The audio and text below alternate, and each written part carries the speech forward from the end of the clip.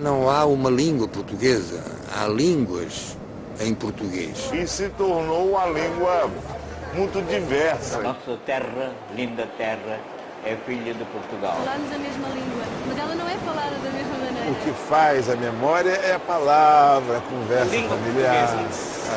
O único meio de comunicação é lembrar que existe sua terra natal. Né? Eu acho que o mais importante é isso, né? Não esquecer a sua própria língua. Né? África, Europa. No fundo, não se está a viajar do ponto de vista geográfico, mas está-se a viajar por pessoas. Né?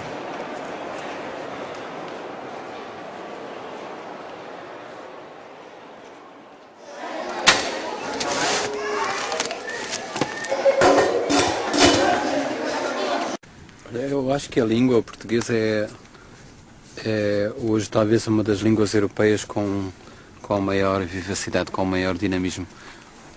Não por causa de nenhuma essência especial do português, mas por causa de uma razão histórica aconteceu o Brasil, em que, digamos que Portugal deu origem a um filho maior que o próprio pai, não é?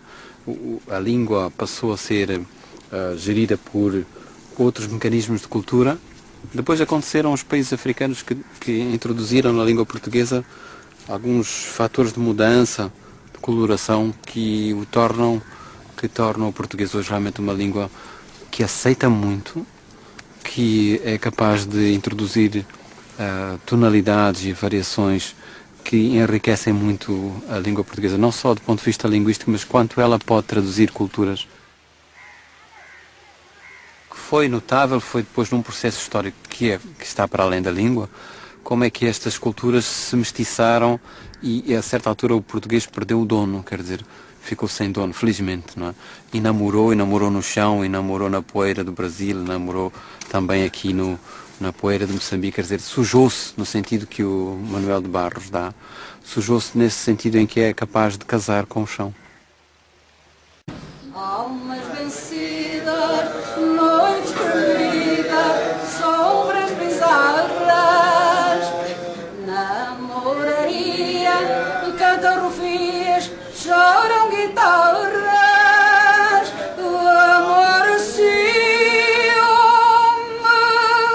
cinzas e lume, hurtado, tudo isto existe. Tudo isto é triste, tudo isto é fado. Amor ciúme, cinzas e lume hurtado. Tudo isto existe, tudo isto é triste, tudo isto é fado. Nós temos sempre necessidade de pertencer a alguma coisa e parece que a liberdade plena seria de não pertencer a coisa nenhuma, não é? Mas como é que se pode não pertencer à língua que se aprendeu, à língua com que se comunica, à língua e neste caso com que se escreve?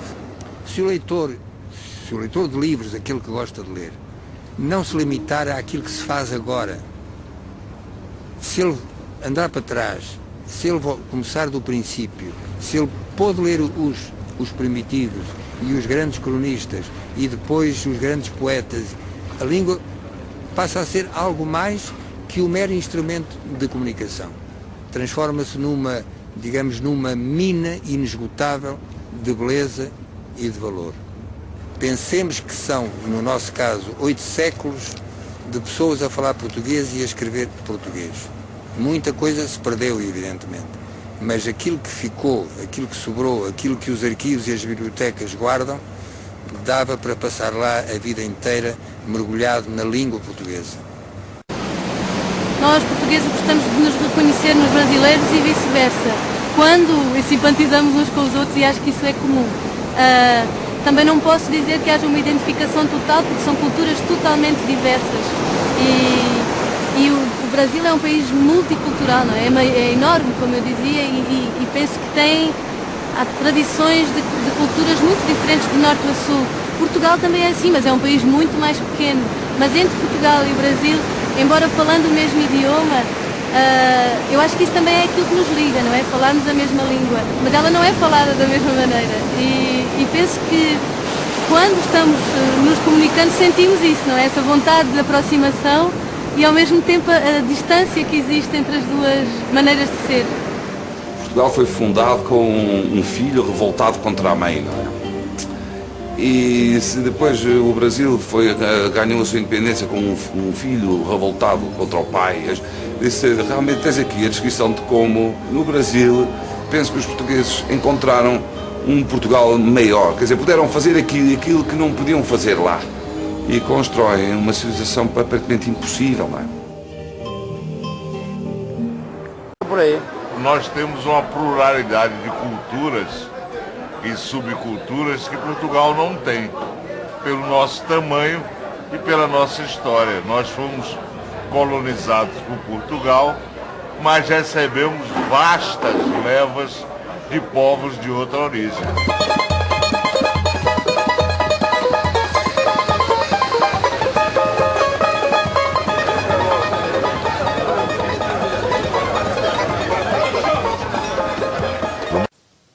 Gostaria de exaltar em bom tupi as belezas do meu país, que seria a língua que nós deveríamos de falar, foi a língua do Brasil, assim como tem as línguas moçambicanas, o crioulo da Guiné, de São Tomé, de Cabo Verde, tem os quimbundos, umbundos e quicongos na Angola. Minha bisavó era purinha, bem limpinha, de Angola. O meu bisavô também purinho, bem limpinho, de Moçambique. Eu não sou branquinho nem pretinho. A minha dona é moreninha. E tenho muitos mulatinhos, salve, salve. Salve a mulatada brasileira. Salve a mulatada brasileira, salve, salve. Salve a mulatada brasileira. Luanda é linda, ovanina. Também Cabinda, ovanina. E lá em Dili, Timor-Leste, serás bem-vinda ou bem-ida. Maputo é fina, ovanina. E Petrolina, ovanina.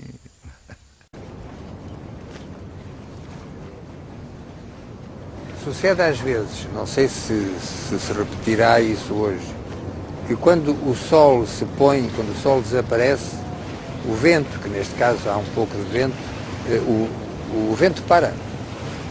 Não sei explicar porque é que acontece isso, mas às vezes sucede, ou será por acaso, talvez, será. Quase me apetece dizer que não há uma língua portuguesa, há línguas em português. É uma língua que tinha de passar, como inevitavelmente teria de passar, claro, por transformações segundo os lugares onde a falam, as culturas, as influências. Mas isso não tira nada à evidência de que se trata do corpo da língua portuguesa, é um corpo espalhado pelo mundo.